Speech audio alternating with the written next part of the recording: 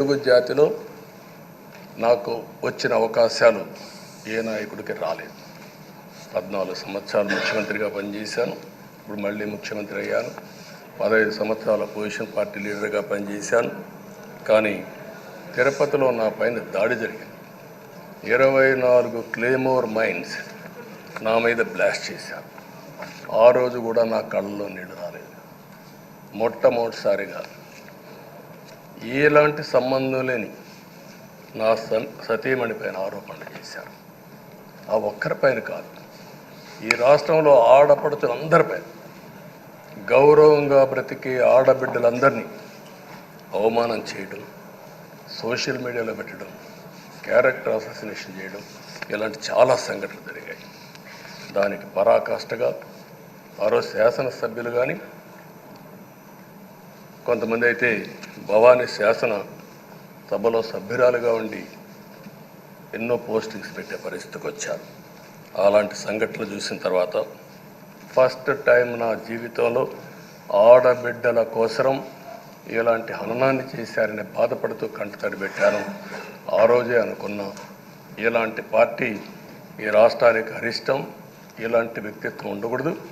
మళ్ళీ ఈ రాష్ట్రాన్ని గౌరవ సభ చేసి హోందాగా నడిపించే వరకు నేను పనిచేస్తానని చెప్పి ఒక శపథం చేశాను.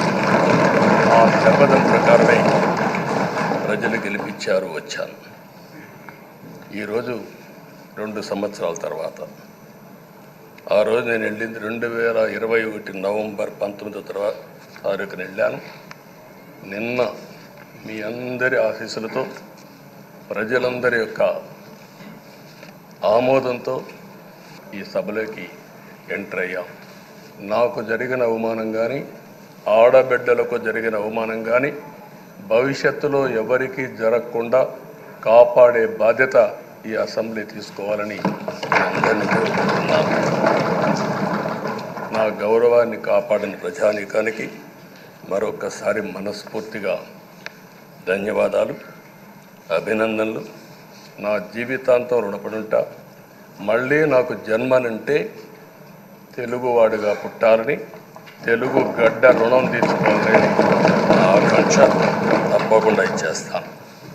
మొన్న మీరు ఒక్కసారి చూస్తే ఎన్నికల్లో ఇక్కడుండే శాసనసభ్యులందరికీ అనుభవం ఉంటుంది. ఎక్కడో అమెరికాలో ఉండే వ్యక్తులు 5 లక్షలు 10 లక్షల రూపాయలు ఖర్చు పెట్టుకుని ఓటొచ్చి ఓటేయడం, నెల 2 నెలలు పనిచేసే పరిస్థితికి వచ్చారు. వేరే రాష్ట్రాల్లో ఉండే ప్రతి ఒక్కరూ ఇది నా బాధ్యత అనే ఉద్దేశంతో అందరూ వచ్చి ఓట్లేసే పరిస్థితికి వచ్చారు. కొన్ని సంఘటనలు చూస్తే ఆశ్చర్యం వేస్తుంది. హైదరాబాద్ నుంచి ఎన్నికల ముందు రోజున 55 ట్రైన్లు వేశారు. 55 ట్రైన్లో ఫుట్పాత్లపై నిలబడుకొని వచ్చారు. ఏసీలో ఫుల్గా, మామూలుగా ఏసీ అంటే ఒక ప్రెషర్ ఉంటుంది, ఎక్కువ మంది ఉంటే గాలి ఆడదు. అయినా కూడా లెక్క పెట్టుకోకుండా వచ్చారు. వీళ్ళందరినీ మనం పిలిస్తే రాలా, మనం ఆర్గనైజ్ చేస్తే రాలా. కానీ ప్రజలు గెలవాలి, ఈ రాష్ట్రాన్ని కాపాడుకోవాలని పిలిపించాం. ఎన్డీఏ, పవన్ కళ్యాణ్ గారు, బీజేపీ, తెలుగుదేశం ముగ్గురం కలిసి దాంతో స్పందించి పెద్ద ఎత్తున ప్రతి ఒక్కరూ మా బాధ్యతను వచ్చారు. అదే మాదిరిగా